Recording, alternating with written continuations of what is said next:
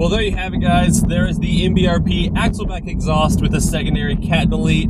I think that's pretty much every sound clip I could pretty much pick. So hopefully if you're interested in buying this exhaust, that will give you some accurate representations of, what you can expect it to sound like. And if you're not going to buy this exhaust and you don't have a Camaro, hopefully it was entertaining for you to watch and hopefully you enjoyed the sounds. Overall, I really enjoy this exhaust setup. It's not too loud, but it's also pretty loud when you want it to be. But here I am, just cruising at 40 miles per hour and you really don't even notice that it's there. So that's what's cool about it. At cruising speeds and highway speeds, you don't really notice it. It's not bad at all. And then when you're getting on it and you want to be loud, it can be loud. Also, the sound at idle is pretty darn loud, so that sounds nice if you're just like rolling around car shows or whatever. It's enough to where people will look and be like, oh wow, that sounds nice. So for those of you asking whether or not you should do this exhaust, I would say yeah, go for it. Whether or not you should do the secondary cat delete is kind of up to you. If you want it to be a little bit louder, then do the secondary cat delete.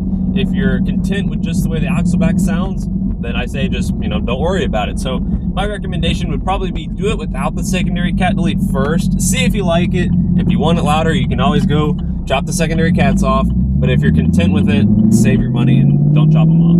One more thing I'd like to add to this is that sometimes this exhaust will pop quite a bit. So you have the little snap, crackle, and pops when you let off the gas or when you're downshifting. Sometimes you pull up to a stoplight and it sounds like a little, army behind you just firing off guns.